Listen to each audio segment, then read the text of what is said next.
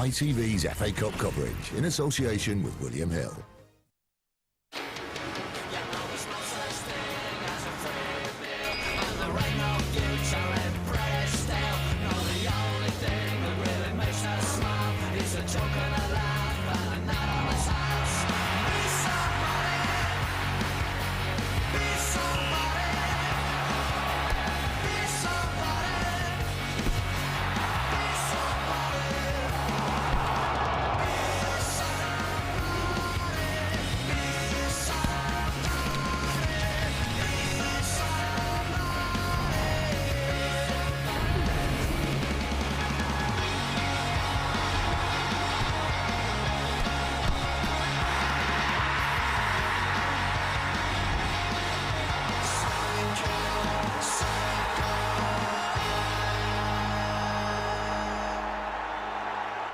Evening. Several of the big hitters still in this FA Cup have serious headaches. We'll see how Liverpool and Tottenham get on tomorrow.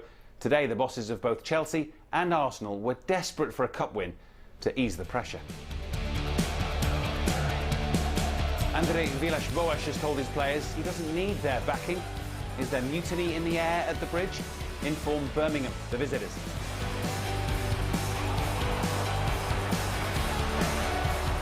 After that meltdown in Milan, the Gunners had plenty to prove against Sunderland. Arsene Wenger's side needed a positive reaction. Elsewhere, Inform Everton hosted Ian Holloway's Blackpool. Leicester travelled to Carrow Road to take on Norwich, while Premier League strugglers Bolton met Millwall for New Den. Lots to ponder then on a day when reputations and who knows, maybe even jobs were on the line. Here to cast their expert eye over proceedings, Andy and Gareth. Only a week ago, Arsenal left the Stadium of Light with all 3 points, courtesy of a late Thierry Henry winner. He's back in New York now, and after that midweek mauling in Milan, the Gunners in a right mess. So the fifth round's only all-Premiership clash promised to be a mouth-watering encounter here. Commentary comes from Andy and Clive Tilson. 5 changes to the Arsenal team, walloped in Milan, 2 forced by injuries to Koscielny and Gibbs. It means 20-year-old Francis Coquelin is pressed into service as an emergency left-back. Gervinho and Oxlade-Chamberlain are back, and so is Sunderland skipper Lee Cattermole at the expense of Fraser Campbell. It has been the longest week of Arsenal's season already. And not just because of the 2,000 miles they've travelled. Milan and back was hell and back. Song to Van Persie.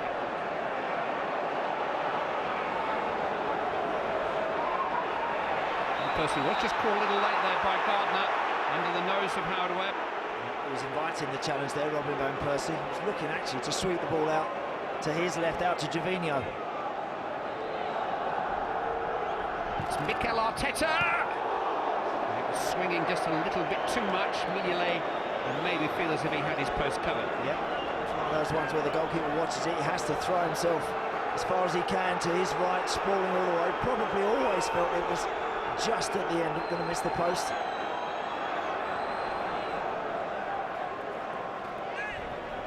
Now, as Coquelin pulled a hamstring there, he's certainly in distress. Gardner sprinting forward for Sunderland, who scored here against Arsenal last week when a player was down injured, and very sportingly Sebastian Larsson has knocked that out of play. But Arsenal's woes at the back continue. They lost Mertesacker here last weekend, they lost Koscielny in midweek in Milan, and there's no way that Francis Coquelin is going to be able to continue here. Well, he's done well to initially spin out that. Now he's looking to just try and get away from Larsson. There, look, he's clutching the back of his hamstring.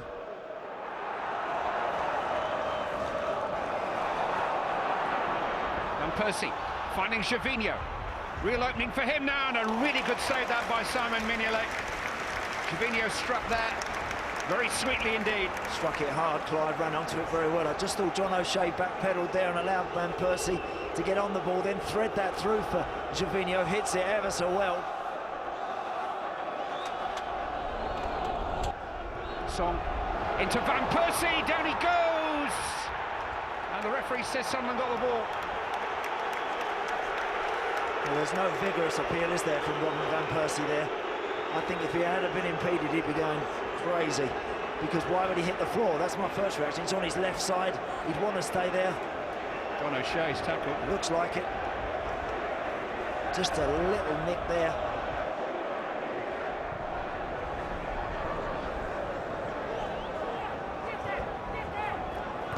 Giroud caught in possession and he held Gardner back.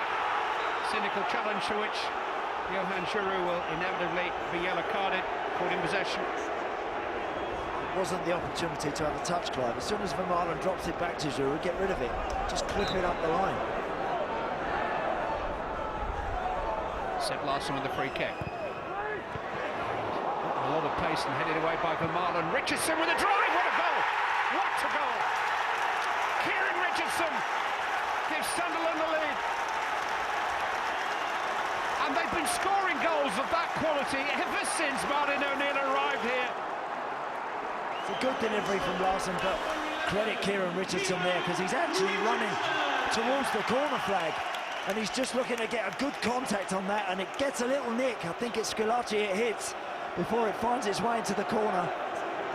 But it's an important one, because it gives Fabianski absolutely no chance. Here's McLean, and he's found a way through, and Sanya's brought him down, and that's a free kick on the edge of the penalty area and another yellow card. Good positive run, wasn't it, again from McLean? It's Sebastian Larsson. Just couldn't quite get it to come down quickly enough. He's got a wonderful free kick for Sunderland at the Emirates in October. Writ large for Arsene Wenger to look at.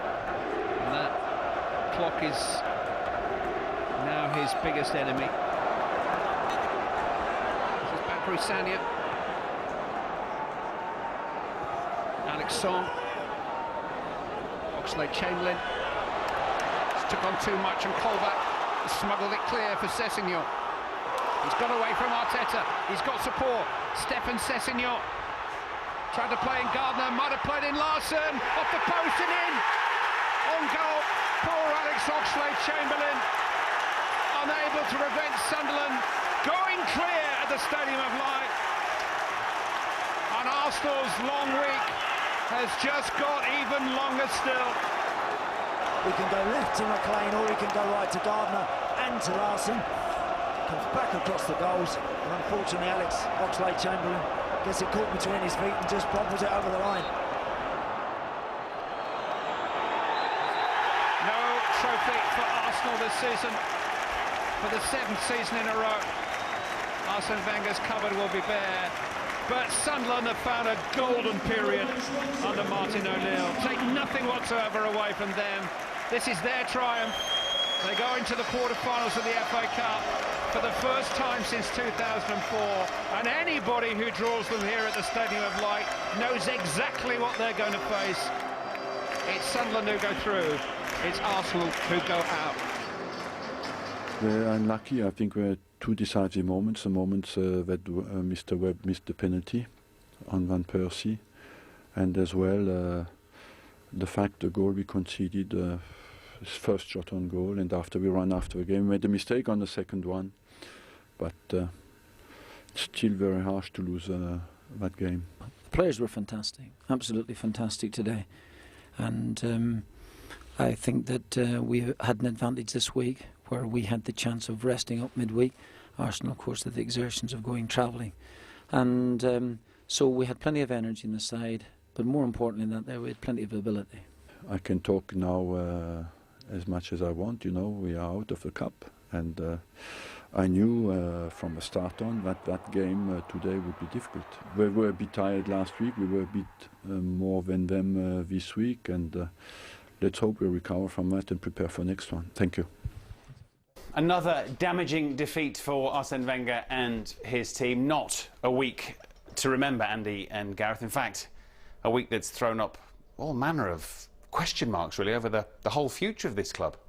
I think so. I think that it may be one that they look back on as a pivotal week in their history, really, because they are so far away from what Arsene Wenger has previously had, it's unthinkable. It really is. They are a million miles away from being in a position really to win the Champions League. Obviously it looks like they're out of that now, and you know, turning up here today, you expect a reaction, you expect to see something that may suggest that they're still kicking and they're still in there looking to be part of and win major honours, but they're miles away from it, man. Absolutely light years away. 2-0, hardly flattered Sunderland today, did it, Gareth? No, I thought Sunderland, you know, we have to give Sunderland some credit. Martin O'Neill set his team up very well. The first goal, Kieran Richardson, had come from a free kick given away by Johan Juro that was sloppy play. But it's a good strike, gets the fortunate deflection on Skadachi. And from then on, Sunderland never looked that threatened. They were solid, they kept their shape, played from behind the ball, and then on the break, Sessegnon, you'll see Larson making ground at the top, going past defender after defender, just the added desire to go and finish the thing. And Alex Oxlade-Chamberlain, very unfortunate, because he was the only, you know, one of those that did run 80 yards to try and get back, but Sunderland had that quality on the break to hurt them. And that desire, Andy. Yeah, absolutely. Kept pouring people forward, and I think when you looked at the Sunderland team today, they had a back four that was solid. Richardson and Barty didn't go flying forward, stayed there and made sure they were nice. And so the three in front of them, I thought, worked fantastically well as a unit, as a three in the middle of the park. And then the two wide boys had bags of running to support Sessegnon. I know the media and football clubs don't always work in the same way in terms of headlines and so on, but revolution, is that too strong a word for Arsenal? Massive surgery needed in the summer. And I think they'll give Arsene Wenger the opportunity to do it, but it's whether he feels he wants to take that project on, I would imagine. Yeah, project's a bit of a current vogue word in football. Still to come, another big boss in Big Bother. André Villas-Boas needed a tricky cup tie like he needed a vote of confidence. Birmingham were at the bridge, and Leicester were another Championship side looking for a Premier League scalp at Norwich. Welcome back. Now, not everyone seems to buy into AVB's project at Chelsea. Not that he's bothered, but Chris Hughton's Birmingham side, unbeaten in 13 games, were keen to further upset the apple cart at the bridge. Craig Burley and John Champion.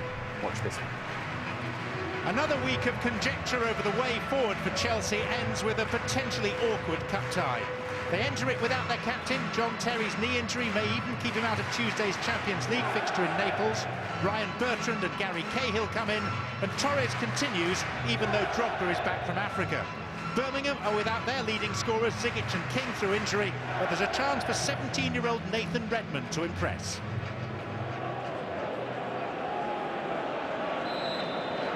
Chelsea 5th in the Premier League, Birmingham 6th in the Championship. The lower division side's attitude is that they have nothing to lose. The same can hardly be said of Chelsea.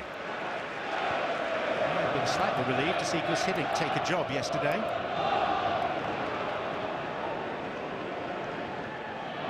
Murphy.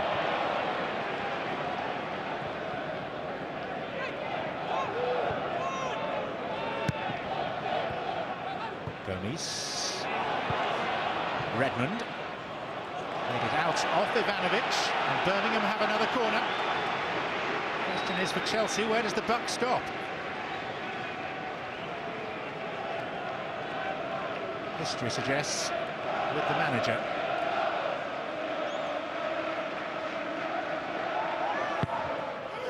Rooney. And Murphy! Birmingham lead at the bridge!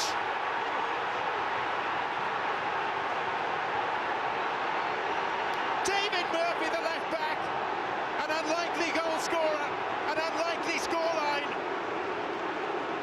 and a forlorn manager all alone on the touchline. That's not good defending at a near post there. Everybody dragged to the ball. Ivanovic gets sucked in, and the left back Murphy just holds his ground at the back. It's quite a simple finish in the end. All he's got to do is hit the target, and he gets himself a goal. And André Villas-Boas, his worst possible nightmare, his worst possible start, it's happened. It had been a nervy opening 20 minutes. Spectators apparently fearful of what might happen. Well, it just has. Here's Ramirez. Goes over, and Martin Atkinson has given a penalty.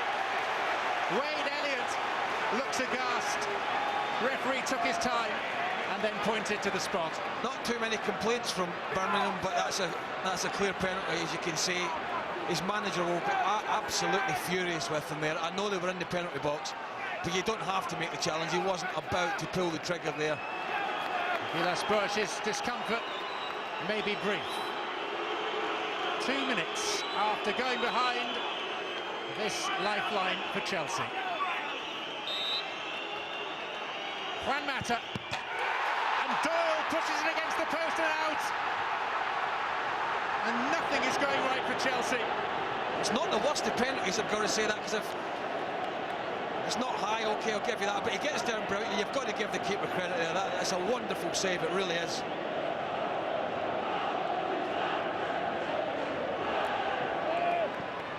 Torres down for Sturridge to strike one. Sets up perfectly for him. And Colin Doyle, who's having a pretty good afternoon. I think he was getting there.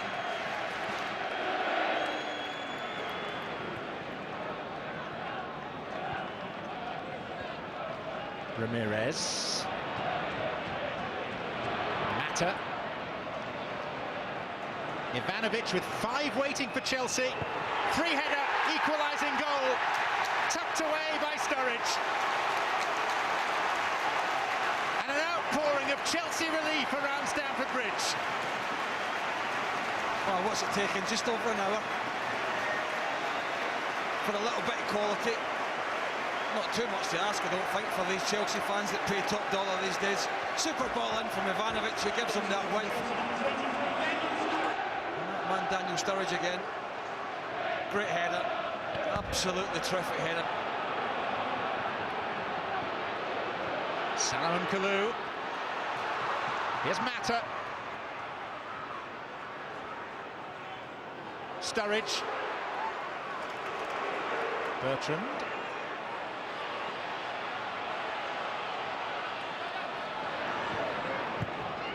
Cropper's cross. Kalou's header.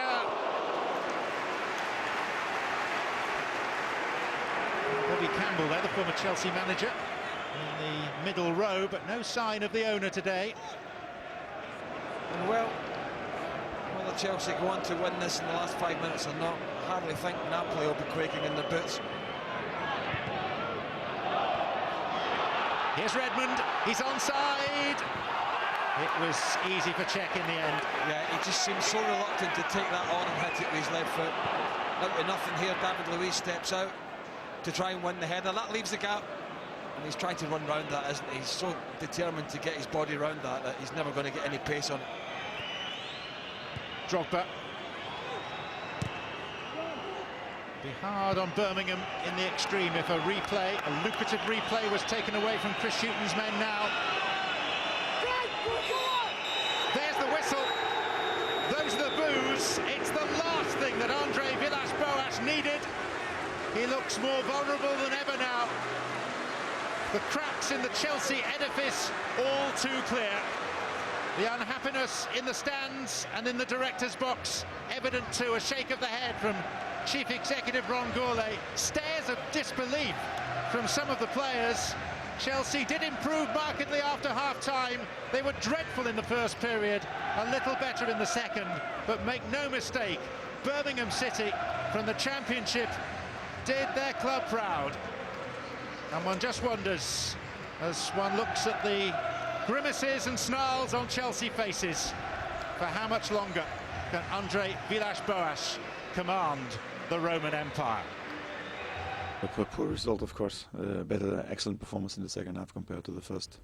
A team willing to try to find the goal. 1-1 is not what we expected, but gives us another chance at Birmingham to try to invert things and continue in the trophy. Well, it's financially good for the club, plus we're in the competition. We've played so many games already this season, but everybody wants it. It's a changing room that want to play games, and this is an exciting time. You reiterated earlier this week, Andre, you still have the total support of the owner here. Was that support unconditional, or is it based on short-term results?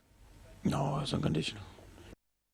So Chelsea, unlike Arsenal, do get another chance. Whether they can take it, whether they even wanted it against Birmingham, Gareth, is another question. But they certainly were, at times, second best again today. Yeah, they were. I mean, a Birmingham side who were in good form, and that's always a danger for a side in the Premier League. It doesn't matter where you are, if you play a side that are in good league form, it makes it much harder. But they desperately needed the replay. Goodness me, and you wouldn't have thought going into that game that Chelsea would be in any danger. But we spoke about Arsenal earlier and the difficulties there. There's equally big problems at the Bridge. Yeah, and the first part of that game, it all pretty much went the Championship side's way, got themselves in front. Yeah. It's not great defending, is it? No, it's not. It's not good defending. They get a flick on at the near post, sloppy, and then no one's really throwing himself at anything or desperate to try and get a foot on it to clear it.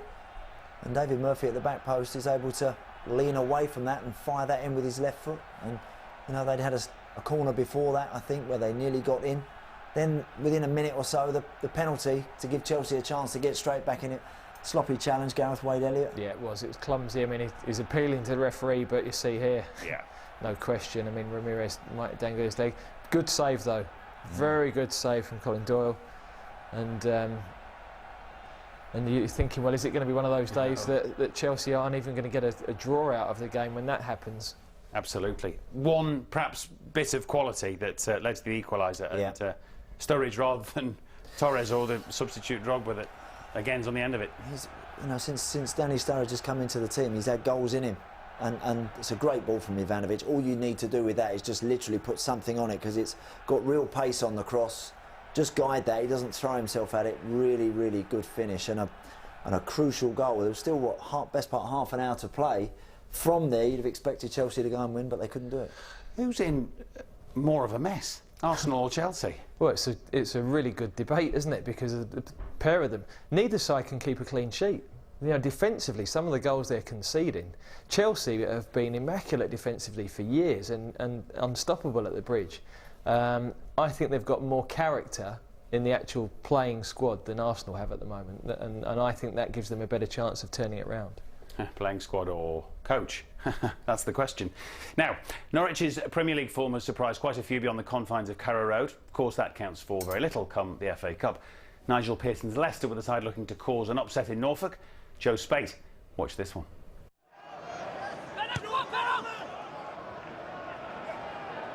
Dance. Marshall. Back came Bennett once more. And it's a fourth Leicester corner inside the opening 5 minutes. Bennett stationed by the near post once again. See the wind, a big factor here at Carrow Road today. Testing conditions on 5th round day in the FA Cup. It's in by Marshall, a dangerous ball, and Leicester have the advantage. Sean St Ledger, 5 minutes gone. A fantastic start for Nigel Pearson. And Norwich fall behind in next to no time. Delight for the travelling supporters. And St Ledger scores his first goal for Leicester. And his first ever goal in the FA Cup.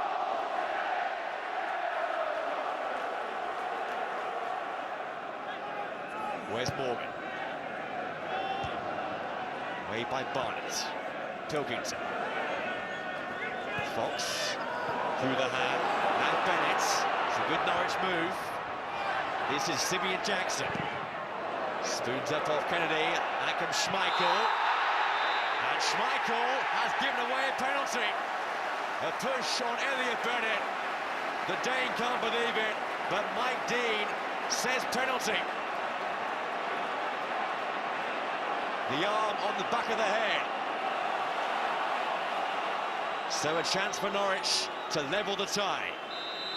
It's Wes Hoolahan, and saved Hoolahan once again, and the rebound finds the net.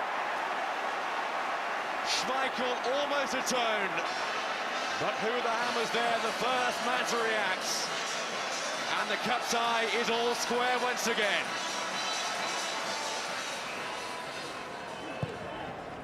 Kennedy's free kick, searching for Dyer. Dyer's done well, he's got beyond Martin. Beckford goes near post. And Barnett concedes the corner. And Lloyd Dyer has been the spark down this left-hand side for Leicester. Chasing a lost cause there. Digging the ball up and over Martin. And his endeavour has earned this corner.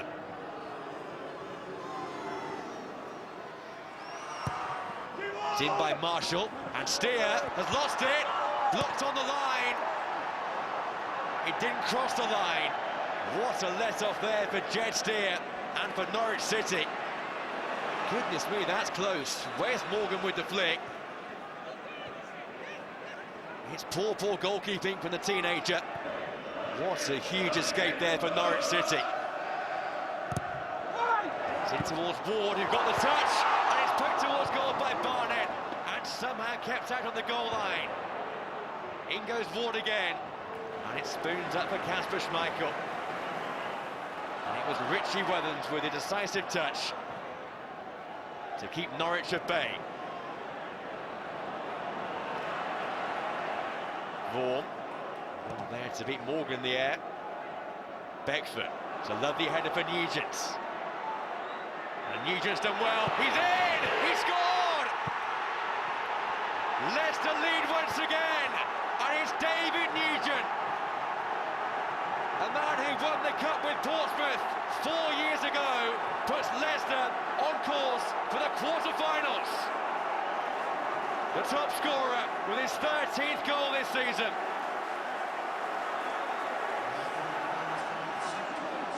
Norwich attacking with all their might. Can they salvage the tie here? Bennett with the corner. Martin! His own player. In goes Vaughan. And back for Houlihan. Kept it low, but straight out Schmeichel. And it's pumped long towards Beckford. It's a slip by Drury. And he might be made to pay here. Jermaine Beckford for Leicester. Dyer's there with him. Can they steal the match here? Beckford! Hit the woodwork. What a finale we have here. Openings at both ends. And in keeping with a riveting cup tie. Beckford all alone. Shipping it, hit it so powerfully. But the post intervened. And Russell Martin with so much space here. A free header. And he could not level the scores. Here's Houlihan. Now Wilbraham. Lovely footwork. Wilbraham! In goes Vaughan! And somehow again, Leicester survive. A great first save by Schmeichel. Then Konchesky was brave. And it's that sort of commitment which could book a place in the next round of the FA Cup. It was always going to be a tough test for us coming here. They're a good side. They've had an awful lot of success over the last few years, but we showed the more positive side of our game today. We lost a poor goal from a set piece, which I think is really, really disappointing. And we got back into the game and looked not too bad. And we lose a really poor second goal from our point of view. Ball travelling the distance that it did travel, and Leicester getting on it. But listen, no, well done to Leicester. We get knocked out and we'll regroup. And as I said, the main objective for this football club is to stay in the Premiership. So, terrific win for Leicester at Premier League Norwich. And it's an upset, however you look at it. It's a scalp, isn't it, for Leicester? It is a scalp. It's not been easy for Nigel Pearson since he's gone to Leicester. He's had 1 or 2 results that have been poor, but that is a confidence-boosting victory today for a team that want to be knocking on the doors of the Premier League very soon, and that's a massive result because Norwich, I've watched them a lot this year, and they've been excellent, so that's a big shock to me. Yeah, and the nature of the winner, I suppose there's some quality, perhaps even Premier League quality about Beckford and Nugent's interplay. Definitely. Well, they've both been there, haven't they? Neither of them quite managed to cut it at Premier League level, but good movement, good run by Beckford, taking the defender away and leaving Dave Nugent 1 against 1, and you know, he can finish, there's no question about that. Yeah. I thought Leicester were unlucky actually with the penalty that they conceded, and Kasper Schmeichel especially, because it was a great save from the initial effort, but as Andy says, very good result because Norwich have been very strong this year. Yes, and I'm sure there'll be those that will say they won't mind too much Norwich because it's all about Premier League survival, but they've kind of done that job, so I would have thought they would have been keen for a run in the Cup. Definitely, that will hurt today because, as you say, after some of the performances they've given in the league, Norwich would have felt that, who knows, on top of that, they might just have a cup run. Unfortunately, it's ended today, and it's a timely reminder you cannot ease off or take your foot off the pedal for 1 second in this business. No doubt Leicester will look around at some of the names dropping out and being in trouble in the Cup, think, well, it's opening up for the likes of us. Definitely. I mean, look, to go and get a result like that gives you that belief. When you get to this stage, you really start to dream a bit. So for them, still priority, can they get a run going to the playoffs? But that might be beyond them, and winning in the Cup keeps a bit of momentum. Game away from Wembley. After the break, look who was back at Goodison. Wayne just catching up with old friends, of course, while his old team were hoping to burst the tangent. Now, Everton lifted their last piece of silverware in 1995, but Blackpool have to go all the way back to 1959 for the last time they even reached the quarter-finals of the FA Cup. They are, though, unbeaten this calendar year and primed for a Premier League scalp. Sam Matterface saw this one.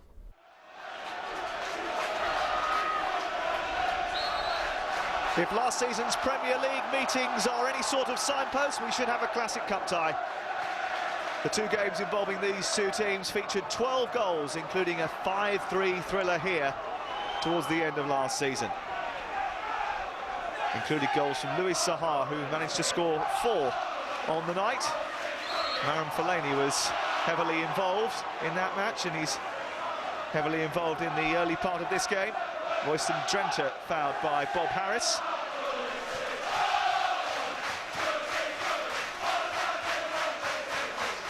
Everton hoping that they can make strides towards ending their 16-year trophy drought today.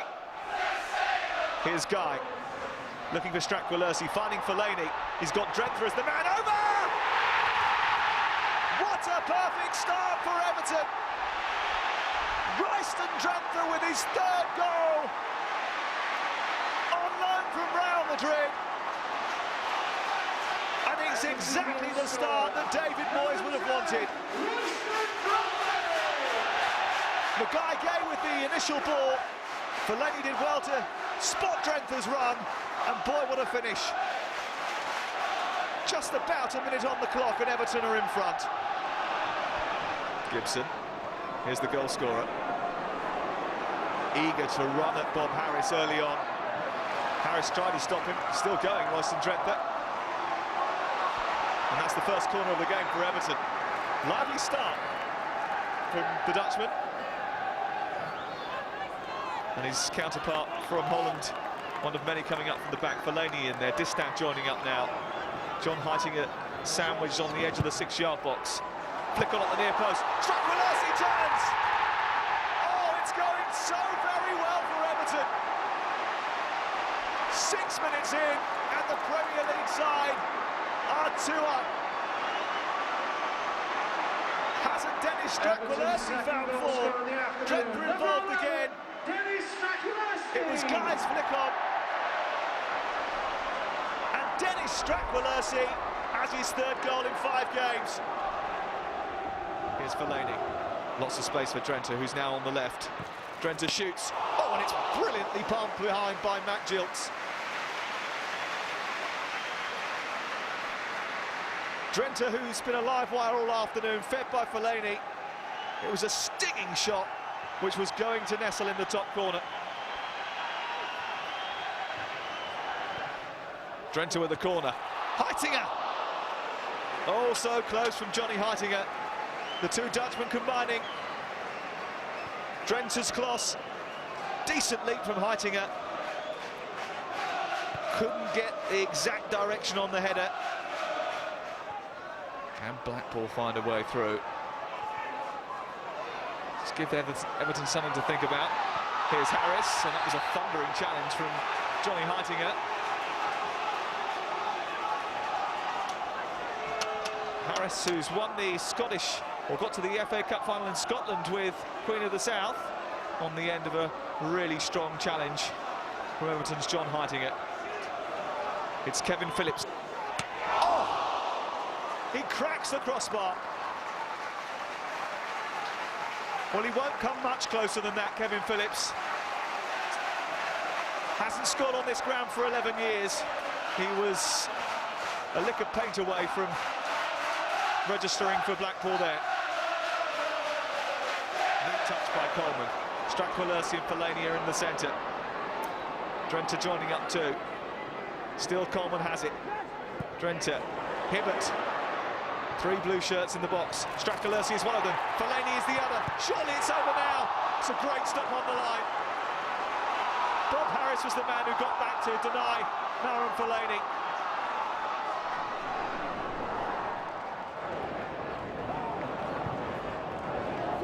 Blackpool have got it back here. Here's Lawal. This could be dangerous. Phillips darts to the left. Basham in support. Lawal goes alone! Lamana Lawal so close to instigating a grandstand finish. Lawal looking for Basham.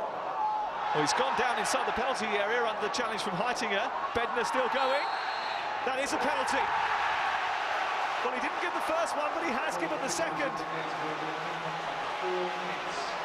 This could be an interesting finish. Johnny Heitinger is perplexed. So are many of the Everton supporters. Basham went down initially, and then he tackled with Bednar. It looks soft, doesn't it? Phillips blazes it over the top of the crossbar.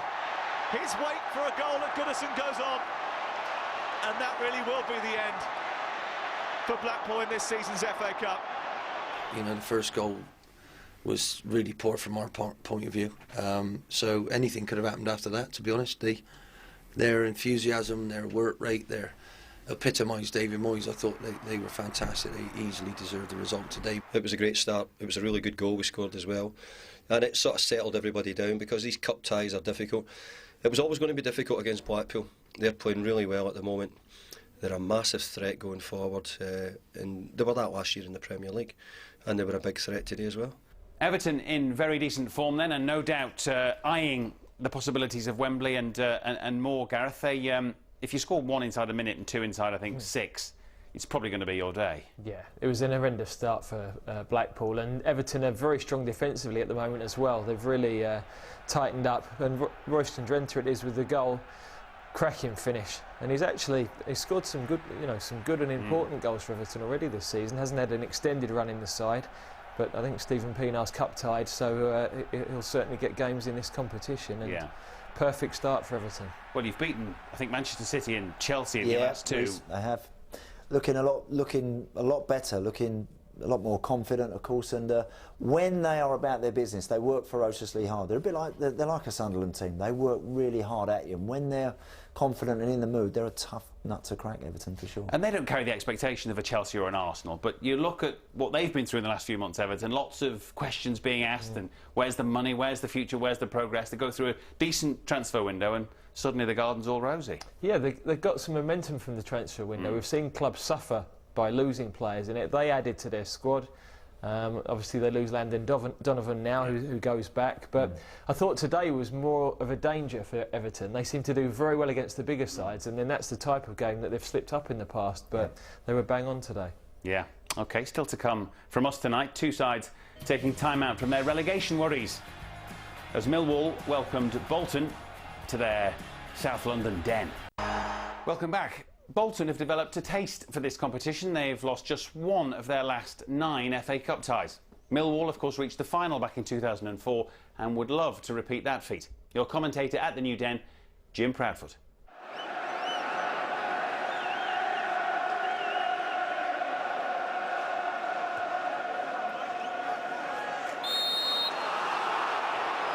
Free kick of the day goes against Paul Robinson for a foul on Ngog, and it's been taken quickly from Miachi, who's in and scores!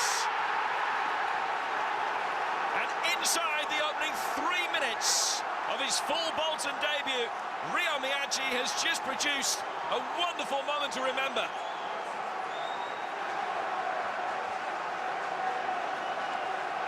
It's all about the vision of the quick free kick. Miachi got himself isolated against Dunn, but as soon as he was through, the finish was one of real certainty.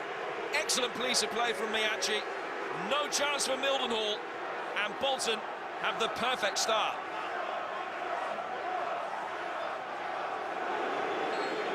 It's Miachi again. It's caused real problems so far, and God let it run. It's Tunshai. Good save from Mildenhall. Tunshai doing well to get the shot in. It was a sharp save from Mildenhall.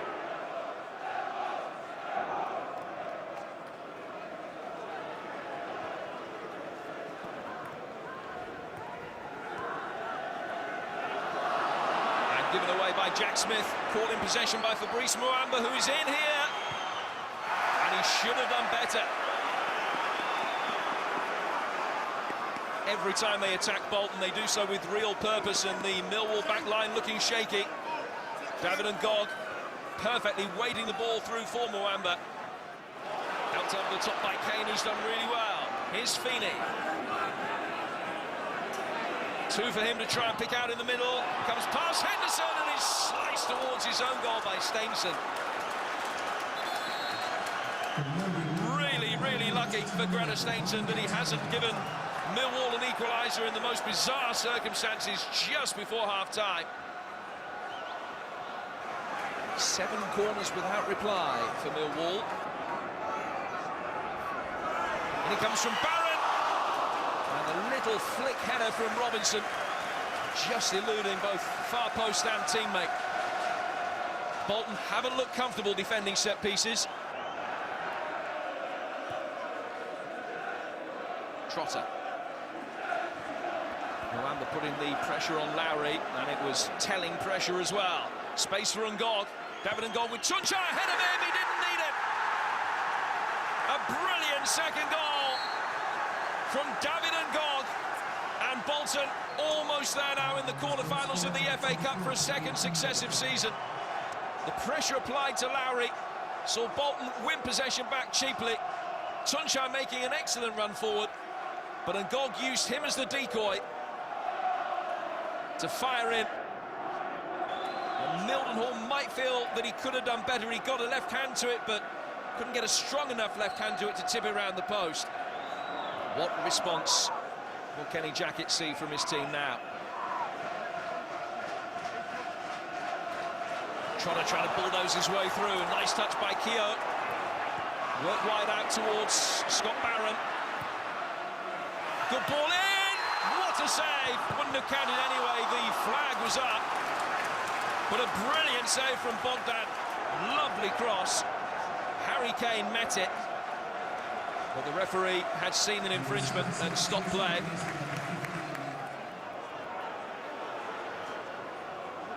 Boatsa. Lowry venturing forward. Not a bad ball for Keogh, who just couldn't quite reach. Lowry taking responsibility, moving forward from centre half. Keogh timed his run brilliantly. And he just couldn't wrap his right foot around it to get Millwall back in the game. Well, we had a lot of pressure and we had a lot of the ball, and the way we play, we do that. But you have to make it count. But be fair to Bolton, they defended deep. They defended well after getting an early lead and made it difficult for us. If you come to difficult venues, Millwall away, and Swansea in the last round, and you win tough games, then of course that breeds confidence. It helps the players, instills a belief again. And we know we go into tough games in the Battlers Premier League, but so be it.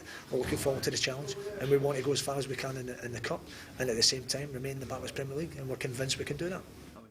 So, for perhaps the first time tonight, a routine win for the Premier League team. Bolton going to Millwall, which again felt a little bit banana-skinish, didn't it? Oh, it would have been an uncomfortable one, certainly, for Owen Cole. I think this morning, when he was looking at this game, he would have, of course, wanted his team to win and hoping that they're going to perform and produce, but you never easy. And it's not an easy ground to go and play at as well. It can be difficult, but good professional job today, an important win for them. Yes, 2 bits of quality from the finishes, I suppose, which often distinguishes top flight from lower league. And how do you see the 3 games tomorrow? All, again, Premier League against lower league, the likes of Crawley, Stoke, Stevenage, Spurs, Liverpool, Brighton? Yeah, well, I mean, obviously we're at Stevenage for Tottenham. I think that tight ground, we've seen today that the Cup again throws up those results that you don't expect. Crawley, Stoke, I think that's a very tough game for Stoke on the back of having a bit of a run around against Valencia the other night.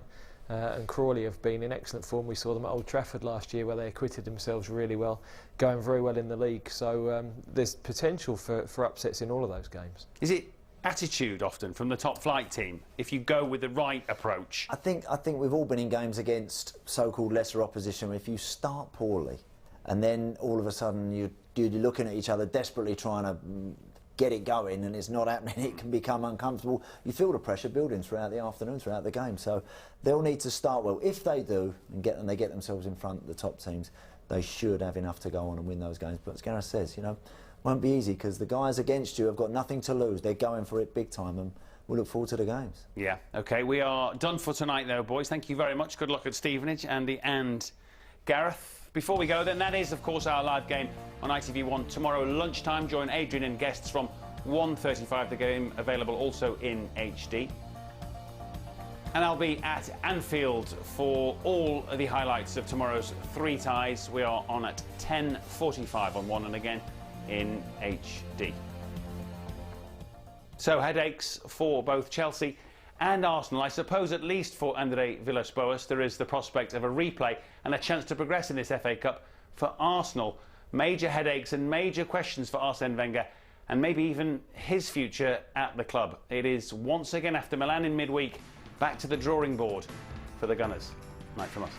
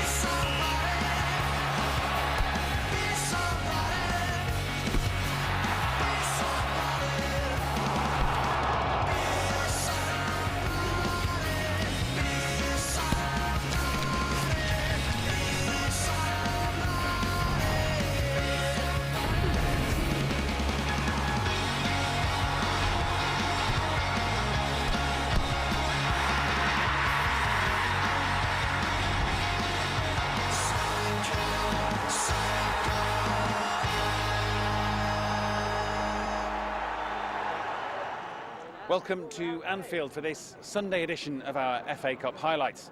In yesterday's 5th round action, the 2 big London clubs both had to eat more humble pie. Off the post and in, and Arsenal's long week has just got even longer still. Birmingham lead at the bridge. How much longer can André Villas-Boas command the Roman Empire? 3 more potential cup upsets for you today. Liverpool versus Championship side Brighton here. Crawley of League 2 entertained Stoke, and Tottenham travelled to Stevenage. We start here at Anfield. The Seagulls arrived on Merseyside courtesy of a 1-0 win over Newcastle in round 4. Chris Waddle and John Champion were watching. A lifelong dream becomes reality for Brighton's Alan Navarro, a former Liverpool reserve who grew up in Venmore Street, right next door to Anfield.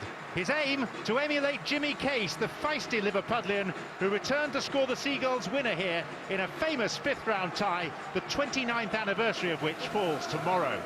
Liverpool include Luis Suarez, a sign they believe at least that bridges have been mended. He partners Andy Carroll. There's a rare start for Jamie Carragher. Brighton prefer Sam Vokes on loan from Wolves to record signing Craig McHale-Smith. Champions League finalist Vicente is on their bench. The atmosphere enhanced by the presence of 6,000 visiting supporters, twice the normal number for a league match. So Brighton back at the scene of their best FA Cup victory. That 2-1 win here almost 30 years ago. Henderson. Here comes Jose Enrique.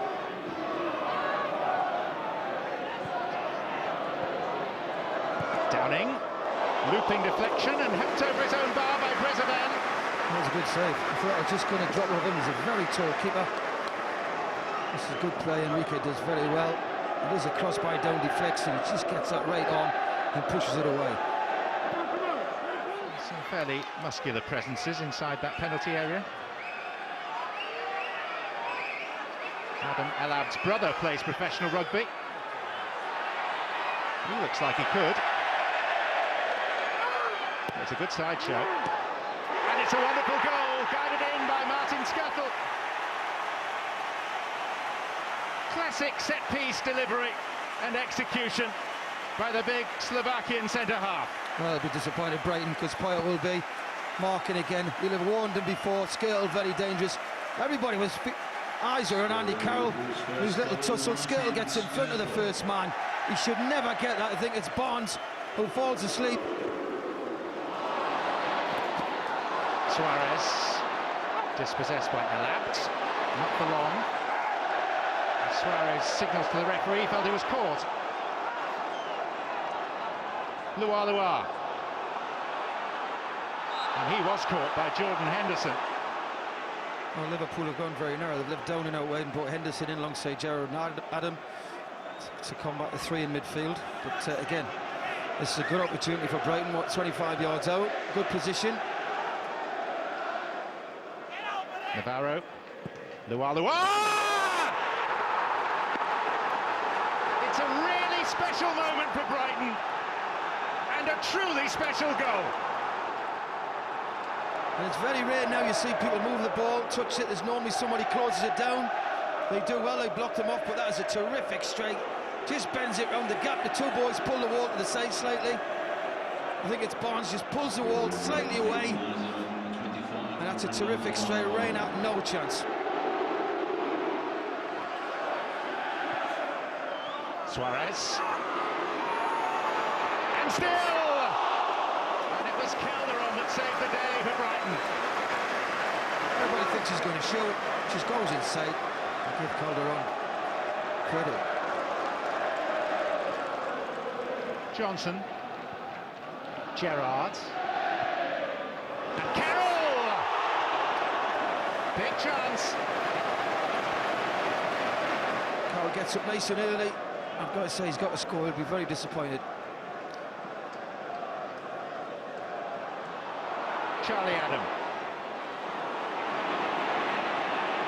Downing. Oh, Calderon penalised. Free kick on the edge. As I said, he's not the best defender, Calderon, and he dives in. Bresovan's not happy with the position of the wall. Doesn't feel it's covering his near post. Gerrard. The corner. Well, Laudio's right, but unfortunately by Steven Gerrard, he just put a little bit too much height on it. Very easy then, it's missed everybody. You need that hit with pace. With all the bodies going across it. Simple for the keeper. Carroll off and running. Suarez! Glenn Johnson! It's in. Untidy, but effective. Liam Bridcut got the most meaningful touch. And Liverpool are back in front. Well, of course, problems all day with corners, haven't it? It's a wonderful pace. I think the keeper should catch that. He's a big keeper. Suarez does very well. Keeper does a good save. Johnson heads it, comes back, comes up Bridcut. Own goal.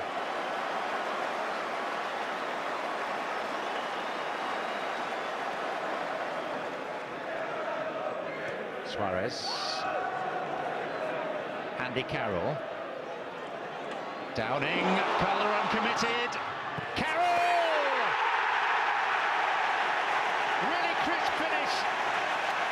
Moment of elation for a centre forward who's had a frustrating afternoon and a frustrating season. I've got to say, this is a quality goal. Gerrard and Suarez link up very, very well. Andy Carroll cushions it off. Gerrard pushes it wide to Downing. And I keep saying Calderon's not the best defender. What is he doing going to ground there? He's never going to get the ball. Downing pulls it back, spots Carroll, and that is a top class finish.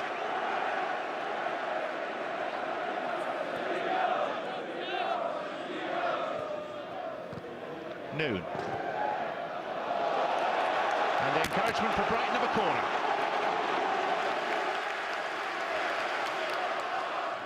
The Seagulls first.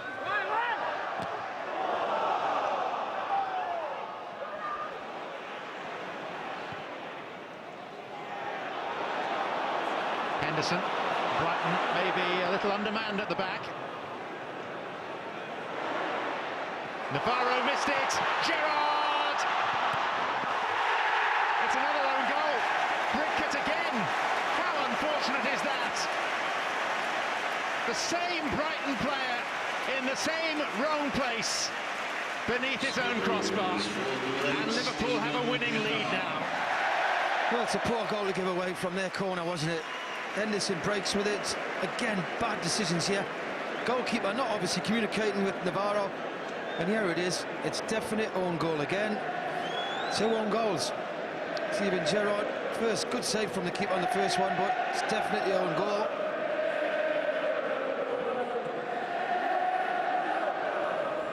Gerrard to Adam.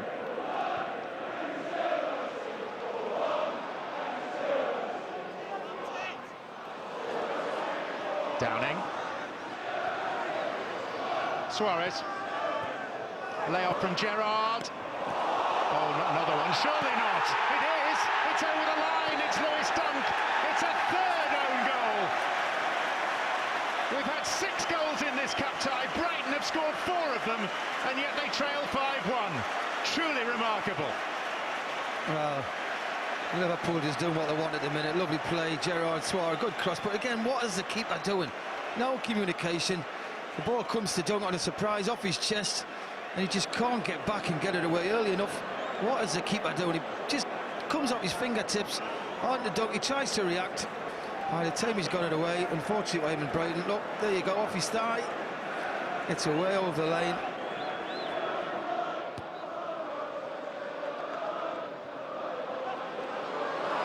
Suarez. Here's Counts. He was taken out. It's a penalty. He was in the act of shooting. Is that the denial of a goal-scoring opportunity, or is that too much pain for Brighton? Well, you've got to be a bit generous. 5-1 down. And I thought he could have played the ball, Noon. I don't know why he slid in and took it. He was there. He just got to play the ball. Kenny Dalglish says number 7 must take it. It's a clear public vote of confidence in the player who erred so dramatically at Old Trafford 8 days ago.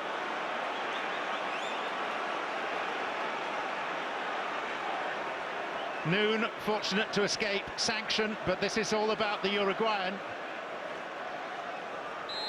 The stage to himself. And Suarez fluffed his lines first time and second. A moment of relief for Brighton. And Suarez has fluffed his lines. Well, he's trying to place it, doesn't he? He did the slight dummy, pretends to kick it, the goalkeeper didn't buy it. Big keeper gets down well, who's left. Carroll in there, so too was Cout. And the crossbar came to the rescue of Brighton. Shelby. Suarez. Here's the left back, Enrique. Andy Carroll. He's got his goal. Luis Suarez, having spurned the spot, in position A to add his name to a long list of Liverpool scorers. Well, it's just very easy for Liverpool. It's a lovely ball by Enrique, stands up the far post. Andy Carroll, was he going for a goal or was he putting it back to Suarez? He gets up high. Oh, I don't know, but Suarez says thank you very much, I'll have that. And that is 6-1. Statistically stark.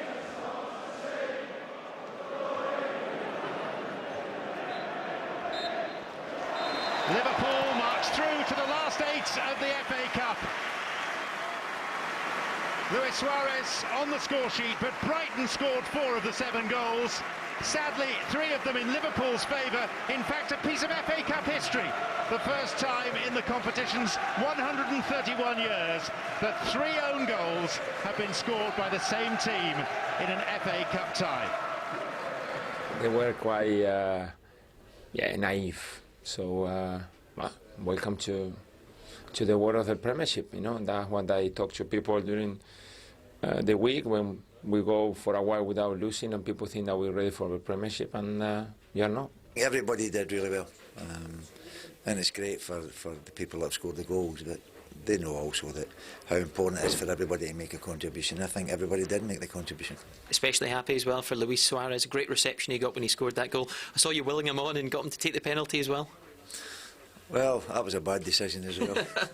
Just thought maybe give Luis a wee leg up and help him on his way and get a goal at the Kop, which would have done him no harm, but he didn't need my help. Big Andy and Jose gave him all the help they needed with the 6th goal. Well, Gordon Strachan is pitch side with me here at Anfield to reflect first on a 6-1 win for Liverpool over Brighton, which obviously sounds like a thrashing. Was it?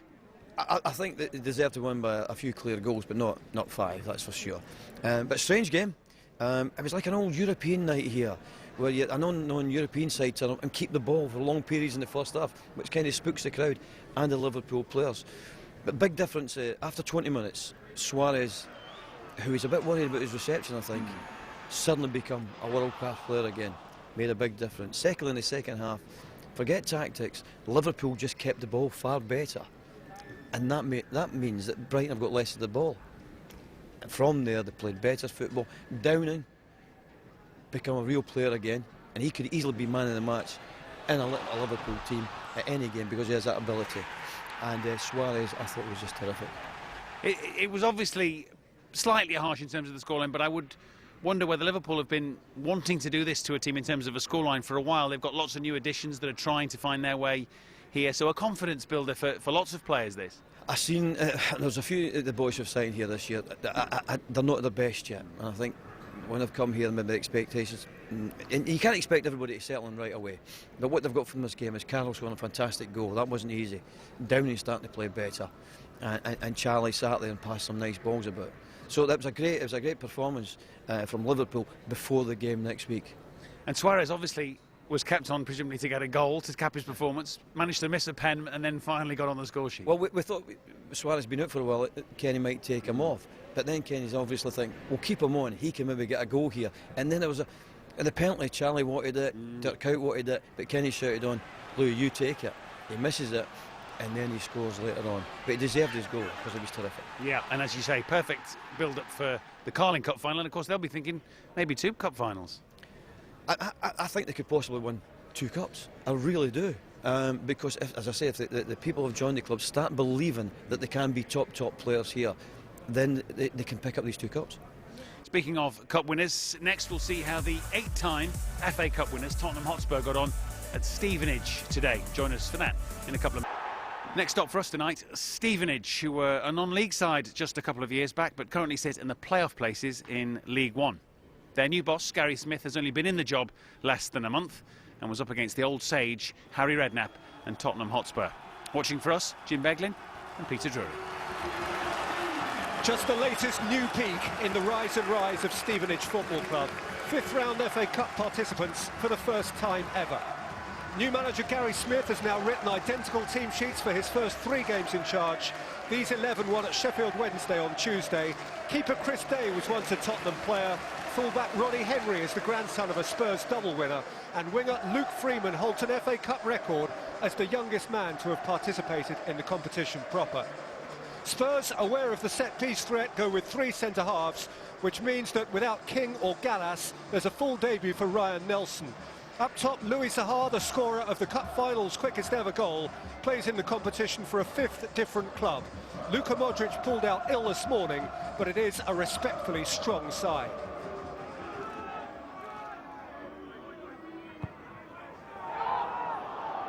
Dale, not a lovely diagonal for Rose. Wilson's troubled by him. Rose has got beyond. And the header is wide from Walker. He's the best player on the pitch for Spurs at the moment, Danny Rose. You know, again, it was Gareth Bale who fired a lovely ball, and this is what he's good at, you know, the old winger days, and just beat his man, get it out of his feet.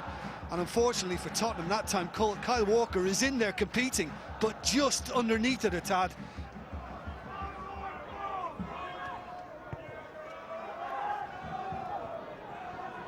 For Defoe.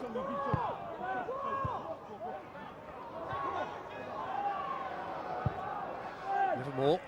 Saha, it's a lovely take. And Louis Saha was denied a clean shot by the insistence of Laird, the fullback. Yeah, but just watch here. Just watch in the end. His boot comes off as he tried. They've just stepped on him as he drew his foot back. I think it was just Roberts. He just gets back. Now watch this. Just steps on him, and there goes his boot. And that stopped him getting his boot through the ball, keeping it low and finding the net. Nelson hasn't done a lot wrong, but he's given it away there to Wilson, and Byram can run at them. Beardsley forced wide. Touch back for Wilson, and touch back for Bostwick, whose shot was deflected over and wide for a corner. Well, I mean, Spurs have got it right, because you can't give this fella room outside the box, because he's very good at taking up positions, wait for anything like that, and Parker does the business on that occasion. Aimed again at Laird. Beardsley threw his head in really courageously, but didn't make contact. Freeman to reload. Parker between him and the box. Last few seconds and a half here. It's Freeman's ball in. Charles is up. Roberts got a touch, and Cudicini came to gather. Yeah, that's unfortunately all it was for Roberts, a touch. But just watch this. I mean, Beardsley's lucky to still have a head. Michael Dawson nearly took it off. Forward by Bostwick, protected by Charles. Dawson's around behind him. Beardsley's there. Gets away from Dawson. Wilson wide of him. Byram going ahead of him. Kabul challenging, and Livermore carrying the ball out for Bale, who has Defoe ahead. Parker square. Sahar wide. Bale went himself, and Day turned it round. Well, and all that space was created by the fact that Roberts was just drawn with the Parker run. So he was drawn wide. Look at Parker. That takes Roberts out of the equation, allows the room for Bale, strikes it ever so well, as we've seen so many times from him. And Chris Day just got enough on it. It squirmed through, but it did okay. Parker. Rose. Henry backpedaling, in by Rose. Day's on his backside, and Tottenham are in the lead. Or so they had hoped. Phil Dowders thought again. Well, the flag's up. The flag's up. Darren Kahn has got his flag raised. And Louis Sahar is mystified and not a little disappointed. Well, again, we were just talking about the left-hand side, and, the threat has come from him throughout. Goalkeeper and centre-back get in the way. Oh, it's because it hits the man on the line. It hits Parker. Parker is just straight in, and because it hits him on the line...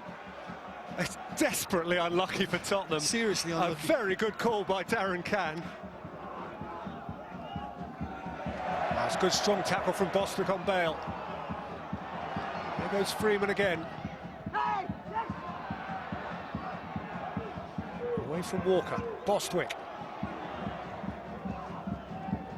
Byram's hit! Oh, that was close. And Cudicini wasn't especially close to it. This is pretty potent, isn't it? He smacks that, and it's only, what, less than a foot over the crossbar.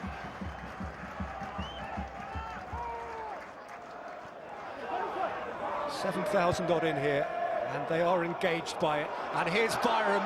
Byram! Cudicini's lost it. Beardsley's in there. And the goalkeeper needed salvation offered him by Nelson. Well done, Joel Byram, because he really does have the bit between his teeth now. And we spoke about him getting it on that left foot with a bit of space in front of him. You know what's coming. And straight away he's away from Livermore. Very good strike. And, it's awkward because it's dipping and he can't get hold. That's when you need your defenders following up. And it was well dealt with by Nelson. Well, is there one more chance? Cranchart to that end. Lennon. Worrying Laird. Lennon's cross above Parker. And hoisted clear by Byram to universal relief. Cowan. He's got away now from Nelson. May is labouring to get up with him. Cowan's got himself and just ran out of rational thought. Yeah, well, I think he's right to have a go, because I think he knew he was probably going to be caught. And it was a bit rushed and wide, but still, he was right to try and get something away. Monumental effort. Well done, Stevenage. Well done, Gary Smith. Look forward to your trip back to Tottenham. They'll have to do it all again in North London. It's finished here first time round. Stevenage 0, Spurs 0. Well, we had one or two opportunities, one or two half chances that we should have made a little bit more of. And on the day, our dead ball situations are better than that, and we didn't quite make enough of them. But, all in all, the overall performance was just outstanding, and the players are... you know, just overwhelmed. Terrific. I could name you 50 games where lower division teams have knocked out top Premier clubs. It happens every year nearly, you know. So, and today was a classic example. When you saw the pitch and the ball bobbling around, you thought it's going to be a hard day here today. It wasn't a game to get the ball down and play football, and really, and we started hitting it long because it was difficult to pass it on that pitch, and it was difficult to get that much going. So Spurs and Stevenage will need a replay at White Hart Lane. That was an intriguing game. I'm sure Stevenage will be the happier with the scoreline. Oh, they've got to be really proud of the performance. It's very strange that Tottenham started off with 3 centre-backs. Maybe it's because he was short in other areas. They end up saying, well, I'll try and get my best players on there. And they did okay, quite slow, but I thought Stevenage, great energy, especially the wide men getting back and covering. The only real threat I think they got from Spurs in the first half was maybe Danny Rose. He was getting the touchline a couple of times. Apart from that, it was very ponderous from Spurs. Then they changed their 4 at the back, brought Lennon on, and then for the last 20 minutes they could have got something from that. I suppose, talking point from that first half, a disallowed goal for offside, Louis Sahar, and eventually, I suppose, a touch, an inadvertent touch from... It's a terrific spot from the assistant referee, because when it went in we thought that's a goal, that's fine. But it's funny when he actually touches Parker, you can see his face, you can see him walking off the line going, I didn't really touch that. But he did. It was a great, fantastic spot. It was great work between the referee and the linesman. Of course, Spurs will be hot favourites to proceed from the replay, but Stevenage will, I'm sure, enjoy the cash and the chance. Terrific for them, but we've watched 3 pitches today. The one at Crawley, second division, was really bad. Stevenage was quite poor, and at the Liverpool game, that's a real good surface. And I think Spurs had a problem really moving the ball about quickly on that surface. And saying that, Stevenage got close to them as well. OK, well, we have, of course, one more game from today's trio fixtures to have a look at, and that comes next. League 2 team Crawley up against last year's FA Cup finalists. Now, Crawley Town made it to the 5th round of the FA Cup, this time last year bowing out at Old Trafford. The man who scored the winner for them in round 4 this time, Matt Tubbs, has since moved on to Bournemouth. But Crawley are in round 5 again, and we're looking to upset Stoke City, last year's beaten finalists. Craig Burley and Derek Ray saw this one. Crawley Town haven't experienced too much adversity this season, but they did crash to a 3-0 defeat away to Swindon Town on Tuesday. Steve Evans makes 2 changes from the side that lost in Wiltshire. Rennie Gilmartin, signed on loan from Watford this week, makes his Crawley debut in goal to the exclusion of Michel Kuipers, who's just back from long-term injury. Meanwhile, Billy Clark is cup-tied, and that creates a place for Josh Simpson. Stoke have freshened things up. 6 changes from Thursday night's Europa League home defeat at the hands of Valencia. Begovic, Shawcross, Delap, Walters and Crouch are the 5 who have kept their places. Danny Collins, back from his loan spell at Ipswich, makes his first Stoke appearance since August. Dean Howell, Sergio Torres. McFadden is looking for Barnett. Corner to Crawley.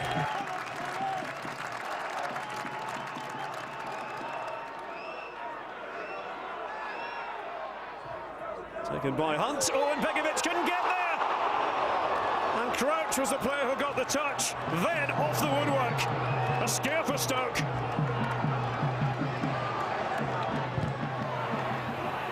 Go on, son. Delap. And Walters. Well, the angle's always against Johnny Walters, who has got himself 8 goals this season. Well, Steve Evans is irate. Red card for Rory Delap. He didn't really hesitate. Mike Jones, the referee. Tony Pulis made his way over towards Steve Evans after the red card was flashed. It's a big moment of this cup tie. Rory Delap has been sent off. Here's why. Steve Evans immediately on the pitch. Hunt was the man who went down. I don't think Tony Pulis was too impressed with the comportment of Steve Evans. They are 2 managers who know each other well. There's Mills with the free kick. And nothing there. Down went Barnett inside the box. Is it Shawcross? Shawcross, that's a penalty for me. Torres. Bowman. And McFadden, it was ambitious. One bounce. Went into the clutches of Begovic.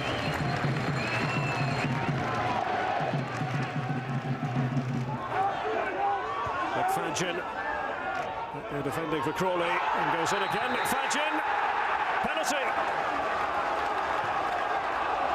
Well, Stoke City have had the problems in this first half, but here they are with 10 men. They have an opportunity to take the lead. I think Shawcross is really clever here. He gets his body in the way. McFadden just swings a leg out at him. That's a penalty kick. Martin making his Crawley debut. Can he thwart Jonathan Walters? Walters scored 5 FA Cup goals for Stoke last season. Here is Walters, and on target this time. It's a goal for the 10 men of Stoke City. Well, it's a simple penalty. The keeper doesn't really make a move. He doesn't guess either way. He waits till the strike and then goes down, and there's just too much power in it. Stoke City have won 7 of the last 8 FA Cup ties. And leading here, Jerome. And Davis was the player with him. Claude Davis being called over by referee Mike Jones. Yeah, Jerome's just a little bit too quick from here. Got more pace. Hobson's made his way in there. They're very deep. I'll tell you, they're too deep here, Crawley.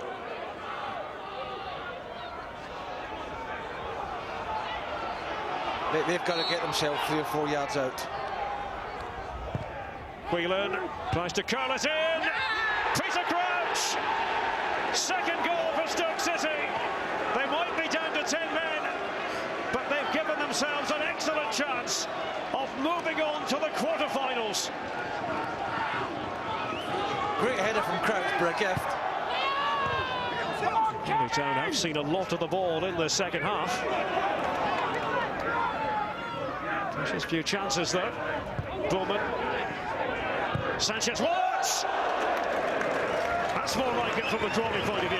Yeah, I think they are gaining possession as the game wears on. I think Stoke are getting a little tired, obviously, with the man down. And obviously the fact that they're protecting a 2-goal lead as well.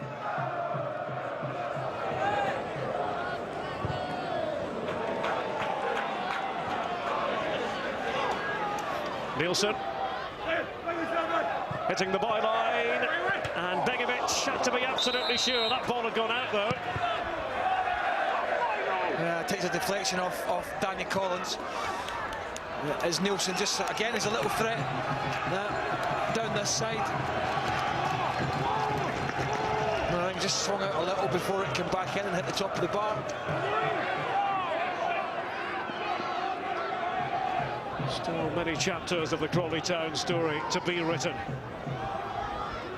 Terrific strides in recent years. Simpson came off Collins. Oh, and it's off the line, is it? Well, is it the hand of Collins?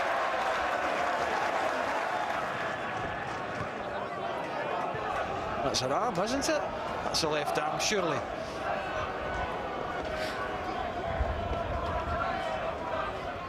Only the full left arm there to stop it going in. A job competently done by Stoke City on the Premier League against Crawley Town from League 2. John Walters from the penalty spot with the opening goal for Stoke. Referee Mike Jones was certainly a big part of the story, sending off Rory to that. The second goal coming from Peter Crouch, a header, and so Crawley's FA Cup adventure ends once again in the 5th round. Full-time score is Crawley Town 0, Stoke City 2. I think we're on the wrong end of some harsh decisions today, and you know, they've had every advantage going, and I wasn't going to come and say that because you can't see it live on the sideline as much, but I think their penalty is never a penalty. and I think we certainly should have two, and one should be sent off. So harshly done by today, but proud of the players. You know, they've Stoke City have come and conducted themselves impeccably, and we wish them every success. We hope they're going to win it. I knew it was going to be a tough game. You know, Crawley are a decent side, and you know they're on home ground. I think they've won 11 of 14 games here, so we knew it was going to be very, very tough. And you know they made sure it was tough. You've had a look at the red card. What do you make of it? Well, the only thing I'll say, the discrepancy between what professionals think and what the referees think at times is enormous. The fourth official, I think, has actually made the call. There's such a discrepancy between what we see as being, you know, it's a game of challenge, it's a game of contact, it's a contact sport. You know, and you know, like I say, I was very disappointed at the time. Looking at it now, it just confirms my disappointment. So a 2-0 scoreline that suggests, Gordon, a professional approach from the Premier League side, and I'm sure it was that, particularly going down to 10 men so early. It was professional. They had to put up an early kick-off, which is not great for a Premiership side. Bad pitch, and a Crawley side that are doing well. And in the first half, it was like WWF wrestling with a ball. You know, 20 men heading, pushing, and shoving. They got over the sending off, which kind of upset them for a while, which is very unfortunate for Rory, I think. Very unfortunate indeed, and went and done a real professional job there. When these days you see any kind of studs, 1 foot or two, is the referee almost minded straight away to just pull the red card out? Is that where we've got to? Well, it's as a problem, it's very hard to tackle with sliding on your feet. Your studs will come up, and I think just at the angle that I think the referee may have looked worse. But there was a tackle in the second half, was shot exactly the same, but away from the fourth official. And that was a yellow card. I think a yellow card would have been enough. The fortunate man of the day, I think, is Shawcross, because I think he pushed somebody in the first half. He was fortunate the referee didn't see that or couldn't understand what he was doing, and he was fortunate enough when he made the penalty come from him. I think he left the ball and pushed himself into the number 5 at Crawley, and I think he was lucky to get the penalty there. But saying that, a real professional job by Stoke. Crawley only come into the game when it went to 2-0. They started using the spare man, and I think they look back at it and Crawley and say, we could have used that and widened the game a wee bit earlier.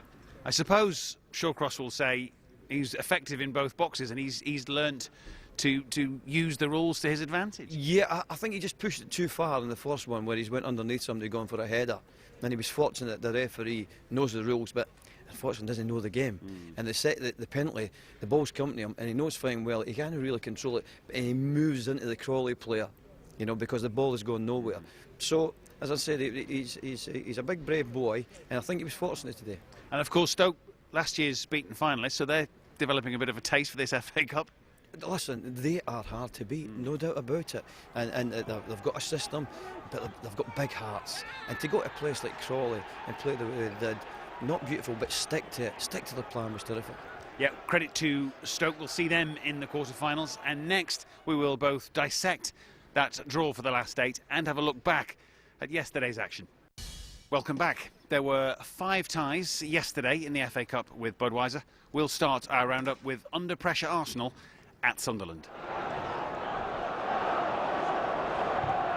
Milan in midweek was a nightmare for Arsene Wenger, and his team couldn't wake up on Wearside. 7 days after Arsenal won here in the league thanks to Thierry Henry's last-minute goal, the early drama found them out of luck. Robin van Persie's tangle with John O'Shea deemed not worthy of a penalty, which was of course not the manager's view after the game. And the rest of the time must have been hard to watch for Wenger. From Sebastian Larsson's free kick 5 minutes before the break, Kieran Richardson's strike may or may not have required the deflection it took off substitute Sebastian Schillaci. And Sunderland never granted Arsenal the time they needed to recover, and the goal that sealed their fate 12 minutes from time fittingly stemmed from a gunner's mistake. Alex Oxlade-Chamberlain, perhaps their only positive on the day, conceded possession deep in Sunderland's half, and his attempt to repair the damage seconds later rather summed up Arsenal's evening and their season, which has effectively ended in the space of 4 days. It will surely become the 7th in succession without a trophy for Wenger. The nightmare continues. Managerial anxiety can take many different forms, but the nervous energy of Andre Villas-Boas didn't reach his players.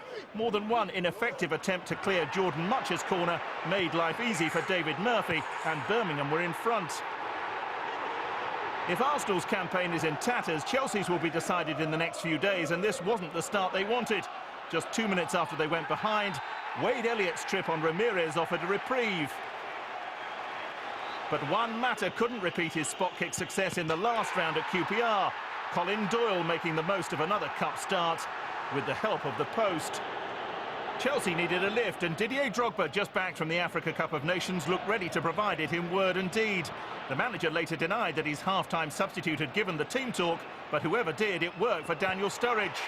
But 1-1 was as good as it got, and now Chelsea have another game they could do without. But first, they have one they dare not lose at Napoli in the Champions League on Tuesday.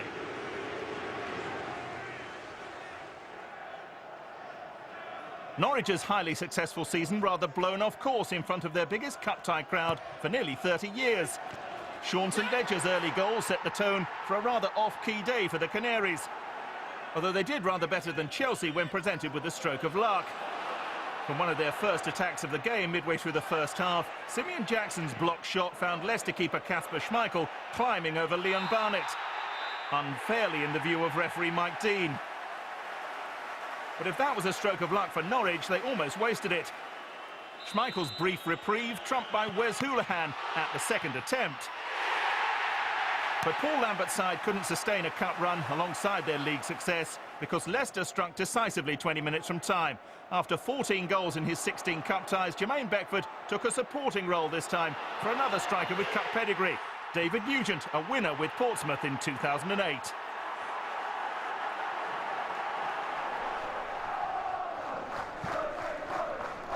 The last time Everton won the Cup, one of their best-known fans was just 9 years old. But Wayne Rooney was barely in his seat before the current vintage took a big step over this potential banana skin.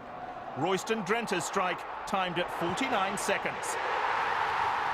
This was the kind of tie Everton have struggled with in the past, even against lower league teams who hadn't gone 10 games unbeaten like Blackpool. But after 6 minutes, it was as good as over. Dennis Strakulersi's tap-in gave the Argentine his second goal in as many cup ties. And that was pretty much that, until a rather less welcome repeat performance from Johnny Heitinger, who gave away a penalty in the last round and did it again for this late challenge on Roman Bednar. The prospect of a lively finish to match the start loomed. But nothing summed up Blackpool's day quite as well as Kevin Phillips' spot kick. Back to that promotion push. And back to the relegation dogfight for Millwall, as another potential slip-up was dodged early at the Den, thanks to the only Arsenal player to have a good day in the Cup. Japanese teenager Ryo Miyachi marked his first Bolton start on loan from the Emirates inside 4 minutes. After that, it wasn't exactly plain sailing in the wind and rain for Owen Coyle's side, but they always had a little in reserve, and this meeting of two teams who've saved their best for the Cup this season was settled once and for all by David Ngog just before the hour. The draw for the quarter-finals of the FA Cup with Budweiser has handed Bolton another away tie after that win against either Spurs or Stevenage.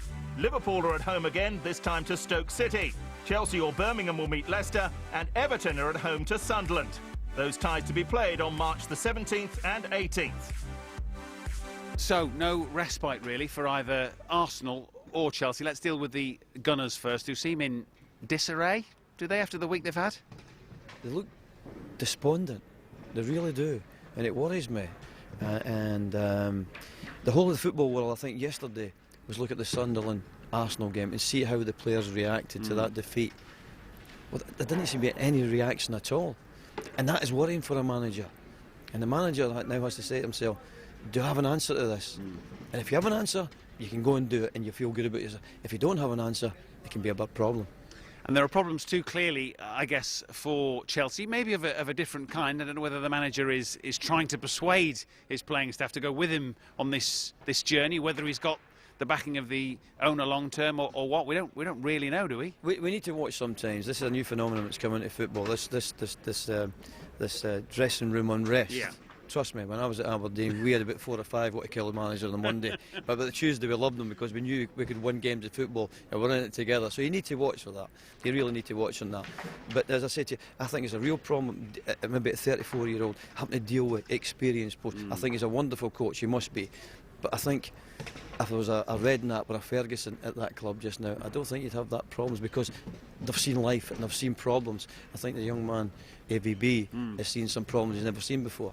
He is, of course, unlike Arsenal, still involved in the competition via a replay at Birmingham. The way the draw has fallen, the remaining big guns, if you like, the Liverpools, Evertons, Tottenhams, Chelseas, have all been kept apart and generally have got home draws should they all get through. Yeah, but Liverpool got a home draw against Stoke City, who don't fear anybody. They literally don't fear anybody. And they were brave. They'll come here and be brave because they were brave at Crawley today. They went down to 10 men. They kept 2 strikers up front, kept playing that way. That's good management and brave management because he trusts his players. And Everton Sunderland looks like a good FA Cup quarter-final at Goodison. That'll be frantic. It'll be hectic. It'll be white hot because Everton play at 100 mile an hour and Sunderland are playing at 100 mile an hour. So that has got to be a good game on a tight pitch at Goodison. And of course we shouldn't assume Tottenham and Chelsea are quarter-finalists just yet. They've got replays to sort out with Stevenage and Birmingham. Yes, our apologies to the other side, sorry. Well, thank you very much, Gordon, for all of your contributions as always from a chilly Anfield. It's almost good night. Just time to mention our Champions League coverage this week. Marseille Inter Milan comes your way on Wednesday night from 7:30 on ITV1. And of course later that night there'll be Champions League extra time with highlights of both nights, including Chelsea's trip to Napoli. So a 6-1 win for Liverpool here at Anfield this weekend, I'm sure for all concerned, feels an awful lot happier than last weekend. Night from us.